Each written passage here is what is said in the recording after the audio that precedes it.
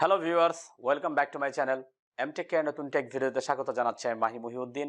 আজকের টেক ভিডিওতে আলোচনা করব সিপিইউ কুলিং সিস্টেম নিয়ে। সিপিইউ কুলিং সিস্টেমের কী কী উপাদান রয়েছে, কে কোন ভূমিকা কিভাবে পালন করে, সবগুলোর উপরে একটি সংক্ষিপ্ত আলোচনা করব আজকের ভিডিওতে। আশা করছি আপনারা ভিডিওটি সম্পূর্ণ দেখবেন। তো চলুন ভিডিওর মূল আলোচনায় চলে যাই। দর্শক, সিপিইউ কুলিং এর জন্য অনেকগুলো মেথড বা অনেকগুলো পদ্ধতি রয়েছে। তন্মধ্যে আমরা যারা সাধারণ ব্যবহারকারী, আমাদের কাছে সবচেয়ে বেশি ব্যবহার হচ্ছে ফ্যানের মাধ্যমে বা বাতাসের মাধ্যমে যে আমরা কুলটা ইউজ করি, যে কুলিং সিস্টেমটা ব্যবহার করি সেটা। তো এই সিস্টেমে আমরা প্রথম যে বাহ্যিক উপাদানটি আমাদের বেশি ভূমিকা পালন করে বা যেটা আমাদের বেশি গুরুত্বপূর্ণ, সেটা কোনো ইলেকট্রনিক ডিভাইস না, সেটা হচ্ছে আমাদের এনভায়রনমেন্ট, পরিবেশ। অর্থাৎ এমন একটা পরিবেশে সিপিইউকে স্থান দেওয়া, রাখা, রেখে ব্যবহার করা, যেই জায়গায় সে পর্যাপ্ত ফাঁকা জায়গা পাবে, সেখান থেকে সে পরিবেশ থেকে সে এই সিপিইউটা এনভায়রনমেন্টে তার তাপ ছেড়ে দিতে পারবে এবং এনভায়রনমেন্ট থেকে সে পর্যাপ্ত ঠান্ডা বাতাস নিতে পারবে। আমরা অনেক সময় দেখা যায় যে ফোমগুলো দেওয়া থাকে কেসিংয়ের বক্সের সাথে, সেই ফোমের উপরে রাখি কিংবা পলি করে রাখি, কিংবা আমরা কোনো কাঠের বক্সে রাখি সেফ করার জন্য। ইভেন কেউ কেউ এমন টেবিলের ভিতরে একটা চেম্বার থাকে, সিপিইউ চেম্বার, সেখানে রাখি, প্রয়োজনে ডাক্তার দিয়ে আটকে রাখি। এগুলো করলে হবে কি, সে অল্প জায়গায় এবং সেই টেবিলটা যদি এমন এলিমেন্ট দিয়ে তৈরি হয় যে তাপমাত্রার কুপরিবাহী, ফলে যে জায়গাটা সিপিইউ থাকবে সেই জায়গাটা বেশি হিট হতে থাকবে এবং তার ভিতরটা কিন্তু ঠান্ডা হওয়ার সুযোগ পাবে না। সো আমরা এমন একটা এনভায়রনমেন্টে, এমন একটা চেম্বারে, এমন একটা জায়গায় রাখবো সেখানে যেন অবশ্যই সিপিইউ থেকে বাইরের দিকে তাপ আসতে পারে এবং বাইরের এনভায়রনমেন্ট থেকে সিপিইউতে ঠান্ডা বাতাস ব্লো করতে পারে। দর্শক, দ্বিতীয় যে বিষয়টা আপনাদেরকে আমরা বলবো সেটি হচ্ছে সিপিইউর কুলিং ফ্যান। সিপিইউ কুলিং ফ্যানের জন্য আমরা কয়েকটা ফ্যান এখানে দেখাচ্ছি। এর ভিতরে অন্যতম ফ্যান হচ্ছে যেটা সিপিইউর উপরে থাকে, যেটাকে আমরা সিপিইউ ফ্যান বলি। প্রসেসর যে হিটসিং থাকে তার উপরে, হিটসিং এর আলোচনা একটু পরে আমরা আসবো। তো হিটসিং এর উপরে যেই ফ্যানটা থাকে, এইটা হচ্ছে আমাদের মেইন ফ্যান। তো এছাড়াও অনেকগুলো অ্যাডজাস্ট ফ্যান থাকতে পারে, যেগুলোর কাজ হবে সিপিইউর কেজের ভিতরে বাইরে থেকে ঠান্ডা বাতাস ব্লো করে পৌঁছে দেওয়া এবং ভিতরের গরম বাতাসটা বাইরের দিকে বের করে নিয়ে আসা। তো এই ফ্যানগুলো যদি আমাদের প্রবলেম হয়, তাহলে আমাদের এই যে কুলিং সিস্টেমটা কিন্তু কিছুটা হলে ব্যাহত হবে। বিশেষ করে সিপিইউর উপরে যে ফ্যানটা থাকে, এটা যদি আপনার ফল করে, এটা যদি আপনার নষ্ট হয়, ফেল করে, সেক্ষেত্রে কিন্তু কোনো সিপিইউর বায়োসে বা অপারেটিং সিস্টেমে মেসেজ দেওয়ার ব্যবস্থা রয়েছে। অনেক সময় এগুলো একদম চালু হওয়ার সাথে সাথে এসে চেক করে, ইনিশিয়ালি চেক করে যে আসলে সব ফ্যান ট্যান ঘুরছে কিনা। অনেক যেমন আসুসের কিছু মাদারবোর্ড রয়েছে, সেখানে দেখা যায় কত আরপিএমে ঘুরছে।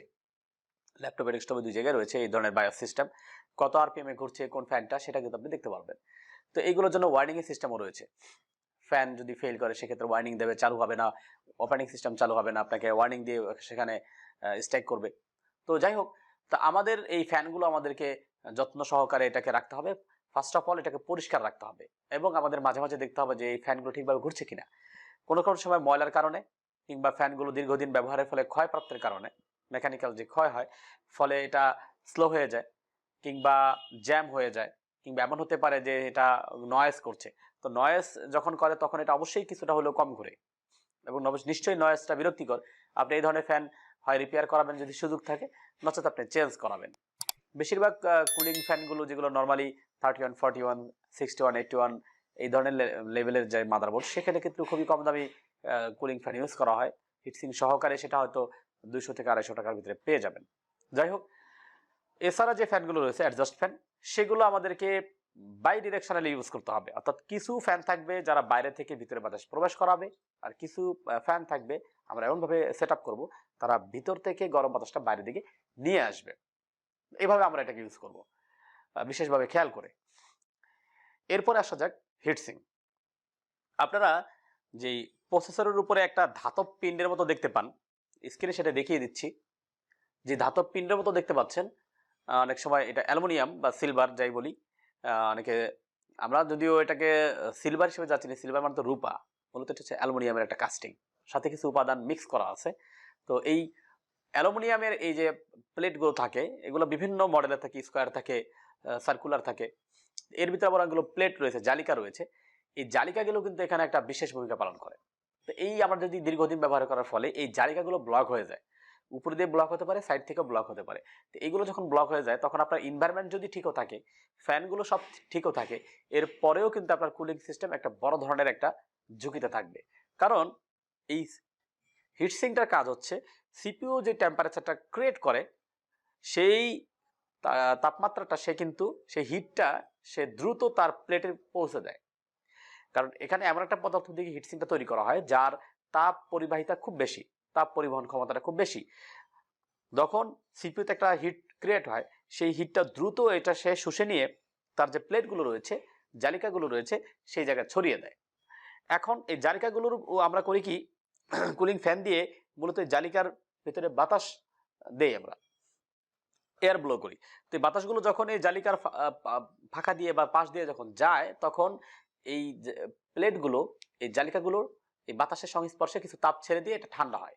আর যখনই একটু ঠান্ডা হয় তখনই আবার সিপিইউ থেকে ক্রমাগত সেই তাপ আসতে থাকে, ফ্যান তো চলতেই থাকে, প্লেটগুলো ঠান্ডা হতে থাকে এবং ঠান্ডা হওয়ার ফলে সিপিইউর যে গরমটা বা তাপটা আবার প্লেটে চলে আসে। এটা কন্টিনিউয়াস একটা প্রসেস। কারণ আমরা যখনই সিপিইউটা রান করি, যখন আমরা কম্পিউটার অন করি তখনই কিন্তু প্রসেসর হিট হতে শুরু করে। সেটা অলমোস্ট কোনোটা 70, 80, 90। তো সেটাকে আমরা এই কুলিং সিস্টেমের মাধ্যমে সেটাকে 40-তে নিয়ে আসি। তো কন্টিনিউস এই প্রসেসে ফ্যানটাও কন্টিনিউ চলতে হবে, আপনার এনভায়রনমেন্টে থেকে নিয়মিত ঠান্ডা বাতাস আসতে হবে, পাশাপাশি হিটসিং এর প্লেটগুলো পরিষ্কার থাকবে, আপনার বাতাসটা নিয়মিত হিটসিং এর প্লেটগুলোকে ঠান্ডা করবে। এ হচ্ছে মোটামুটি প্রসেস। তো হিটসিং এর একটা যথেষ্ট ভূমিকা রয়েছে। যদি হিটসিং ময়লা হয় সেক্ষেত্রে হিটসিংটা আগের মতো ভালো পারফর্ম করতে পারে না। সেক্ষেত্রে আমরা অবশ্যই আমাদের সিপিইউর যেই হিটসিং রয়েছে সেটাকে অবশ্যই বিশেষ নজরদারিতে রাখবো যাতে এটা মানে খুব বেশি ময়লায় ঢেকে না যায়। তো অনেক সময় আমরা দেখা যায় আমাদের সার্ভিস সেন্টারে এমন সিপিইউ নিয়ে আসে যার ফ্যানটা খুললে ভিতরে এমন ভাবে ব্লকেজ তৈরি হয়েছে। ল্যাপটপের ক্ষেত্রে অন্য একটা ভিডিওতে আমরা সেটা বিস্তারিত বলবো। তো আজকে ডেস্কটপের কথা বলছিলাম।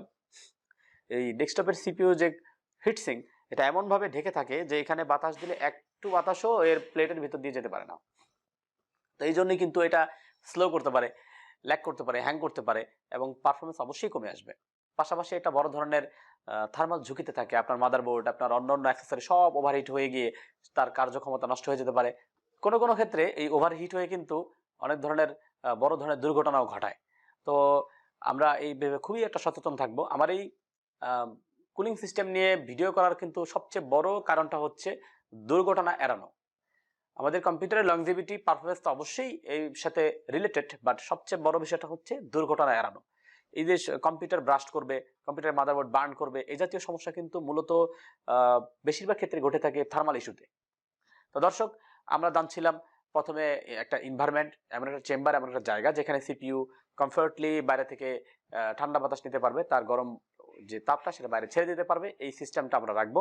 দ্বিতীয়ত ফ্যানগুলো চেক করে ফ্যানগুলো ঠিকমতো ঘুরছে কিনা এবং অ্যাডজাস্ট ফ্যানগুলো ঠিকভাবে বাতাস দিচ্ছে কিনা, নিচ্ছে কিনা, এগুলো দেখবে। এরপর হচ্ছে হিটসিং ক্লিয়ার আছে কিনা, হিটসিং গুলো ঠিকভাবে কাজ করছে কিনা, ময়লা হয়ে গেছে কিনা, পরিষ্কার রাখবো। এখন একটা বিষয় বলবো, সেটা হচ্ছে এটা বাইরে থেকে দেখা যায় না। আপনি ফ্যান না ঘুরলে দেখতে পাবেন, হিটসিং ময়লা হলে তো ফ্যান বন্ধ করে দেখা যায়। এটা হচ্ছে প্রসেসর এবং হিটসিং এর মধ্যবর্তী একটা এলিমেন্ট। এটা একটা পেস্ট যাকে আমরা অনেকে থার্মাল পেস্ট হিসেবে চিনি। এই থার্মাল পেস্ট মূলত যে কারণে ইউজ করা হয়, অনেকে অনেক রকম ভাবেন। অনেকে এই জায়গায় মফস্বল এরিয়াতে কিংবা শহরেও দেখা যাবে যে না জেনেই সেখানে শুনছে যে এখানে পেস্ট শুকিয়ে গেলে পেস্ট দিতে হয়, সে টুথপেস্ট দিয়ে দিছে, এরকম হয়। আমি অনেক কেস পেয়েছি যেখানে সাধারণ ইউজাররা ওই পেস্ট আর গুরুত্ব যে শুনছে বিভিন্ন ভিডিও থেকে বা কারো থেকে শুনছে যে হিট সিগনেচার পেস্ট থাকে, সেটা শুকায় গেলে কিন্তু ভালো হিট নিতে পারে না, অ্যাবজর্ব করতে পারে না, হিট ট্রান্সমিট হতে পারে না। সেক্ষেত্রে এই পেস্ট পরিবর্তন করতে হয়। তারা সেখানে পেপসোডেন্ট, ক্লোজ আপ এই ধরনের পেস্ট ইউজ করছে। তো আপনারা আসলে মাইন্ড করেন না, ভিডিওটার উদ্দেশ্যটা হচ্ছে সচেতন করা। তো এখানে কি ধরনের পেস্ট ইউজ করা হয় এবং কেন? এখানে যে পেস্ট ইউজ করা হয় সেটা হচ্ছে থার্মালি, সেটা হচ্ছে কন্ডাক্টর, আর এটা ইলেকট্রিক্যালি ইনসুলেটর, অর্থাৎ এটা তাপ পরিবহন করবে কিন্তু বিদ্যুৎ পরিবহন করবে না, এমন একটি এলিমেন্ট এখানে ইউজ করা হয়। তো এটা কেন করা হয়? এটা করার কারণ হচ্ছে আমরা যখন প্রসেসরের সারফেসের উপরে যখন আমরা হিটসিংটা অ্যাটাচ করি, আমরা অনেকগুলো লক বা স্ক্রু দিয়ে এটাকে কিন্তু খুব টাইট করে এটাকে লক করি। এখন দুটোই মেটাল সারফেস, হিটসিংটাও মেটাল সারফেস, প্রসেসরের উপরে প্লেটটাও মেটাল সারফেস। এই দুইটা মেটাল সারফেসের ভিতরে অবশ্যই সূক্ষ্ম কোনো না কোনো এয়ার গ্যাপ থেকে থাকবে, কারণ এই দুটো তো একদম আয়নার মতো মসৃণ না। এই মেটাল প্লেটগুলো ইন্ডাস্ট্রিকে তৈরি হওয়ার পরে বিভিন্ন জায়গায় ঘুরে ঘুরে আসতে অথবা নতুন হোক না কেন, এর ভিতরে অবশ্যই খুবই সূক্ষ্ম হলেও এয়ার গ্যাপ আছে। দুইটা সারফেস যখন একে অপরের সাথে অ্যাটাচ হয় তখন মধ্যবর্তী যে সূক্ষ্ম এয়ার গ্যাপগুলো থাকে সেগুলো আমাদের একটা তাপ ট্রান্সমিটে, বা আমাদের যে গরমটা এটা যে হিটসিংয়ে যাবে সেক্ষেত্রে কিছুটা হলেও রেজিস্ট্যান্স প্রদর্শন করে। কারণ আমরা জানি এই বাতাসের ভিতর দিয়ে খুব বেশি তাপ এখানে যেতে পারে না, ফলে এই তাপমাত্রার পরিবহন কিছুটা বাধাগ্রস্ত হয়।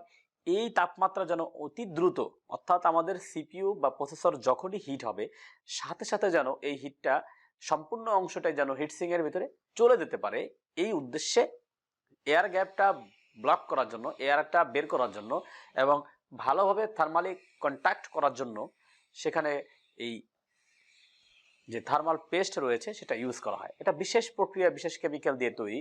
এটা আপনাদের সাধারণ আমাদের মানে টুথব্রাশের জন্য যে টুথপেস্ট ইউজ করি সেটা না, কিন্তু টুথপেস্ট না।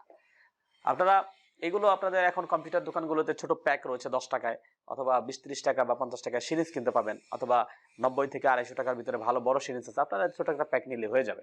একটা প্যাকের যে পরিমাণ দেয়া থাকে সেটা ইন্টেলের একটা প্রসেসরে তার অর্ধেকটা দিলেই এনাফ, অনেক হয়ে যায়। আর এএমডির প্রসেসরের সারফেসটা অনেক বড় থাকে, সেক্ষেত্রে কোনোটা সম্পূর্ণ লাগতে পারে। সেটা নির্ভর করে প্রসেসরের সারফেস এবং হিটসিং এর সারফেসের উপর নির্ভর করে কতটা ইউজ করবেন। তবে খুব বেশি দিয়ে সব দিক মাখায় ফেলার খুব একটা দরকার নাই।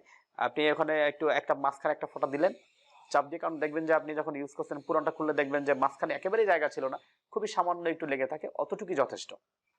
তো দর্শক, আজকে আমাদের এই কুলিং সিস্টেমের উপরে ভিডিওটা কেমন লাগলো কমেন্টস করে জানাতে পারেন। কোনো প্রশ্ন কিংবা আপনাদের কোনো মতামত জানানো থাকলে অবশ্যই কমেন্টস করে জানাবেন। আর যারা আমার চ্যানেলে নতুন তারা আমার চ্যানেলটি সাবস্ক্রাইব করবেন। আর এইরকম আরও ভিডিও পেতে আমার চ্যানেলের যে সাবস্ক্রাইব করার পাশাপাশি বেল আইকনটি আছে সেটা বাজিয়ে রাখবেন। তো আপনাদের টেক পণ্যের জন্য শুভকামনা করে আজকের টেক ভিডিও এখানে শেষ করছি। ভালো থাকবেন।